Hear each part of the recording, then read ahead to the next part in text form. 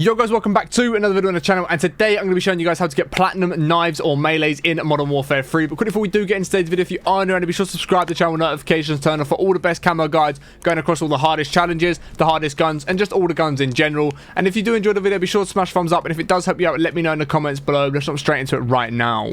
Okay guys, so I was actually very pleasantly surprised with the knife grind in this game, and as you can see the melees are both there. We have the gutter knife and then the Karambit. If you want to know how to unlock the Karambit, it's through the armory unlock. I already have a video out on how the armory unlock system works, so if you're a bit confused on how to unlock it, I'll leave that video at the end cards. So once this is done, you guys can go and check that out as well, so you can be able to get platinum on both of these knives nice and quickly. But let's go through the gutter knife to start us off, and as you can see, if I do just quickly come to my camos, I do have it platinum. I already have it unlocked, or on forged anyway.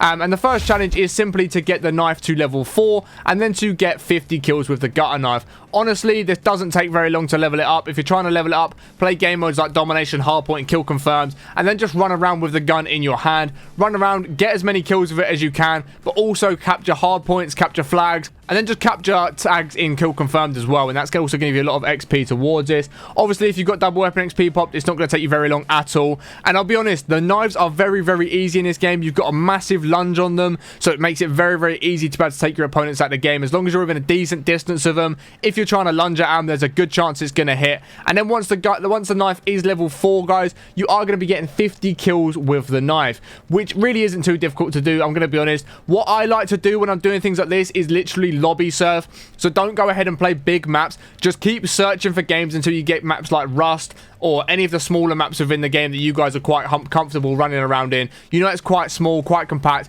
and pretty easy to get a lot of kills in. Just lobby surf until you find smaller maps, and it's going to make your life much, much easier. Believe me, I've done the majority of mine on Rust, and it really didn't take me long. It took me maybe an hour-ish for each knife, which really isn't too bad considering knives are usually pretty painful. So once we've got 50 kills of it, that's the only camo we've got to do until we do jump up to the gilded camo or the gold camo. And again, you have to obviously complete the base camo for it.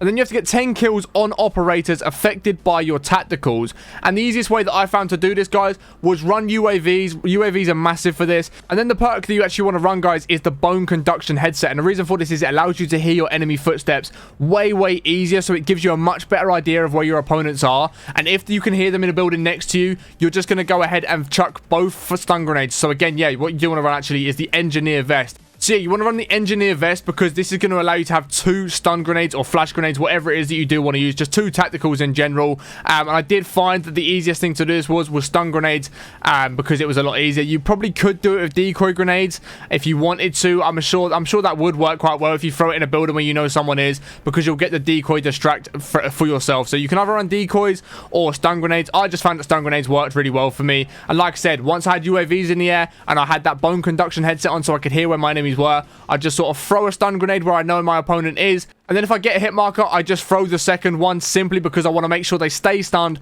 so I can just run up to them nice and easily with the knife, make sure I get that kill, and just do that 10 times. It really isn't too difficult. It's a little bit tedious, but as long as you're throwing your stun grenades, like I said, you've got 2 of them, just try and get 1 in each life. Like I said, throw both your stun grenades at the same person. It's really going to slow them down, give you the best opportunity to get that done, and it's honestly going to make it much, much easier. And then for the forged one on this knife here, guys, on the gutter knife, what you're going to have to do is to get obviously the gold challenge complete, but then you're also going to have to get, I believe it's 5 kills without dying 5 times. Yeah, you need 5 bloodthirst to do this. And honestly, again, smaller maps, great idea.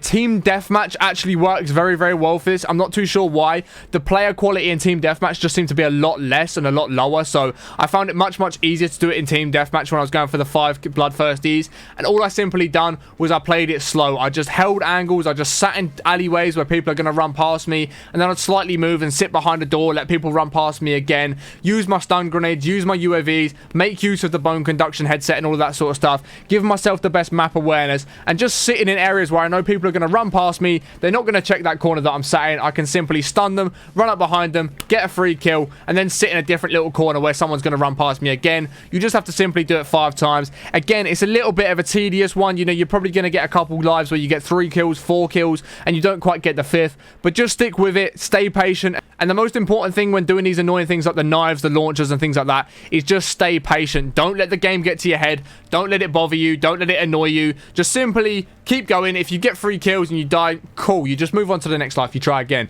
If you get 4 kills and you die, cool. You move on and try again. And honestly, I know this sounds stupid, but it is the best thing that you can do is just chill out. Like, don't let it get to your head, because as soon as you start letting this get to your head, you're going to get 3-4 kills and you're going to go on a rampage trying to get that last kill like a madman, and you're just going to end up dying, and it's going to put you in an absolute blender. It's just never going to happen. So that is how you get the gutter knife done. And if we do switch to the Karambit knife, we have got slightly different challenges. As you can see, the first one, 50 kills, level 4, and then it's going to be 10 operator kills whilst they're affected by your tactical. Exactly the same thing that I did say with the gutter knife, but then it's the forged camo that is slightly different. And as you can see, what you are going to have to do is get 20 kills without the enemy damaging you with the Karambit. Honestly, just run around the map. Just run around, try and hit flanks, use your stuns again to slow people down so they can't shoot you as easily and then not be able to hit your shots. And like I said, try and flank. Get round the back of teams. You know where they're sort of pushing in. Try and get all the way around the map. Get in behind them, and then they're not going to see you come, and you can just get them from behind without them even shooting at you. And honestly, I had this done in one game, and I wasn't even trying for it. I was just running around with a knife like a madman, just absolutely stabbing everyone that I saw, and it just got done within the one game without really trying for it. So I recommend just running around, trying to do it. If you are struggling with it, like I said, use your stun grenades, go and flank around the enemies, or once again, you can do it with the same way we've done the 5 bloodthirsties. You can just sit in a little area where you know people are going to run past you, and then you just throw your stun next to them. It's going to stun them. They're not going to turn around in time. You can run up behind them, stab them. They're not going to do any damage to you, and you can do it 20 times like that. But if you're a pretty decent movement player, just get the knife out, run around with it, start stabbing people, and I guarantee you get this done without even trying for it. But that, guys, is how you get the platinum knives or the forged knives in Modern Warfare 3. If the video has helped you out, be sure to smash big thumbs up, as you can imagine. Let me know your thoughts on this in the comments below, but I appreciate watching, then have a great day, and I'll catch you on the next one in a bit. Whoosh.